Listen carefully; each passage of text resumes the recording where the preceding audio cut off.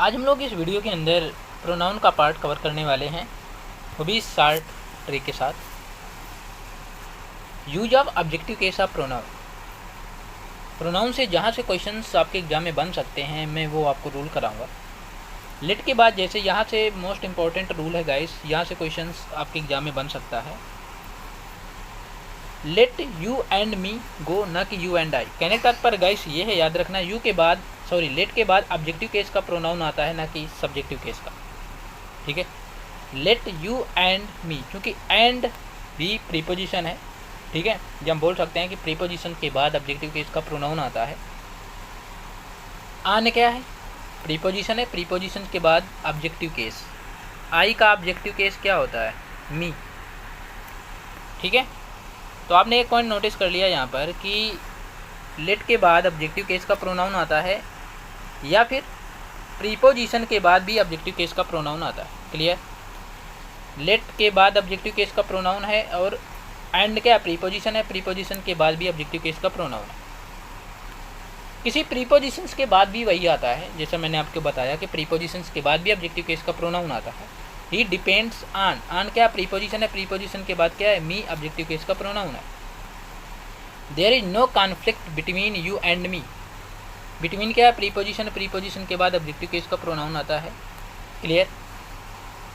और यहाँ से एक क्वेश्चन भी पूछा गया है, जैसे LDBS में पूछा गया क्वेश्चन है ये कि between you and I B probably want come at all know error. तो सिंपल सी बात है गाइस कि बिटवीन क्या है? प्रीपोजिशन है, प्रीपोजिशन के बाद ऑब्जेक्टिव केस का प्रोनाउन होता है। एंड प्रीपोजिशन है, प्रीपोजिशन के बाद आई नहीं आएगा, यहाँ पर मी होगा।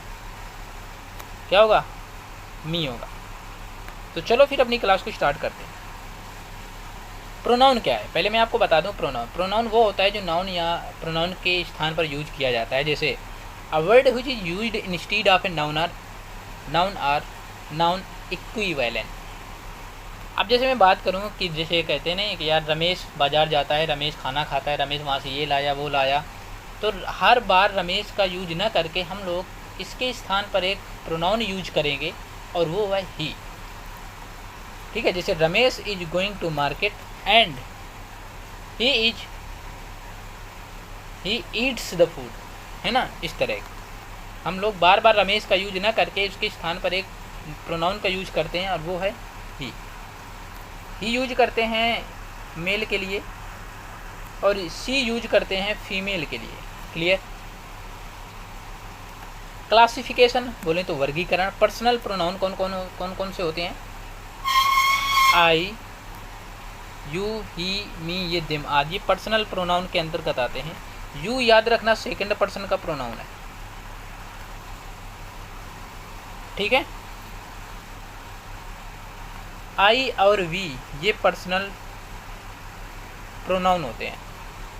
सेकंड पर्सन का प्रोनाउन यू होता है, थर्ड पर्सन का प्रोनाउन ही होता है। ठीक है,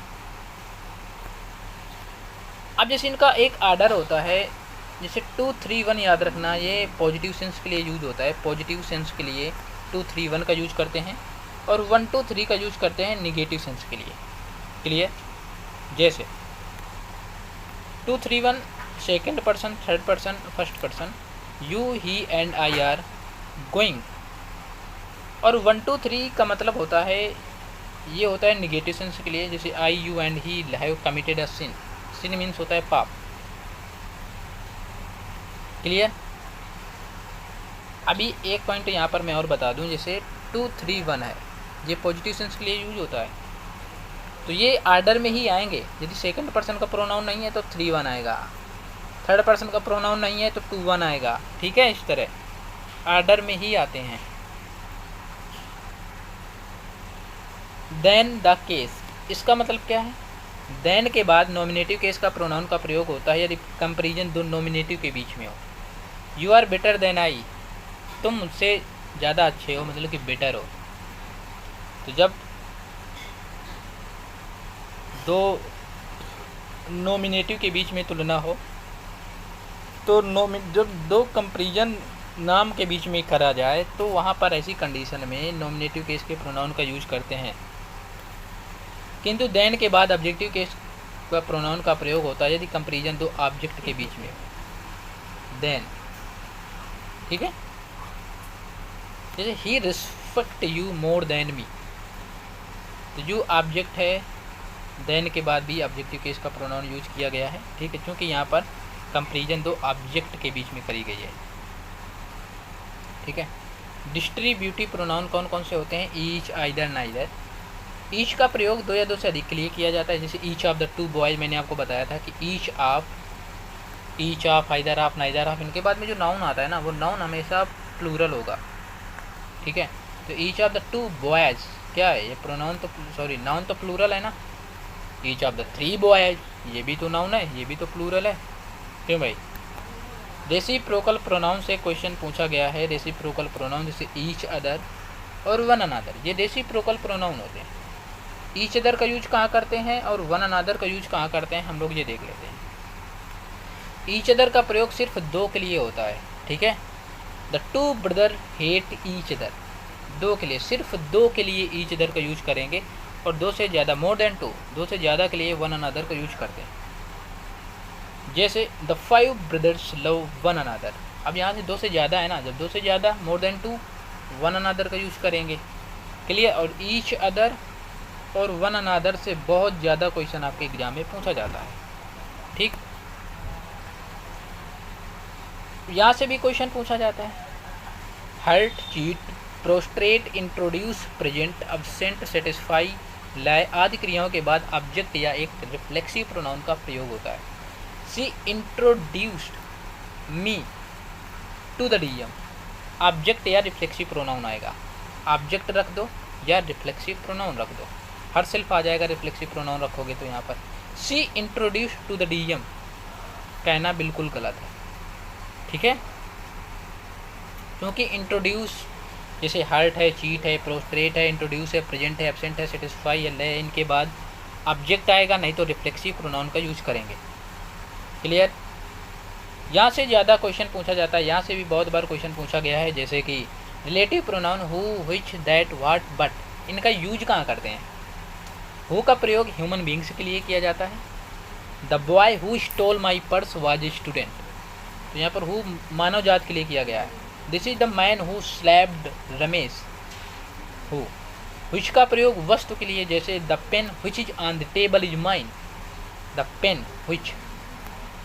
this is the book which she presented me.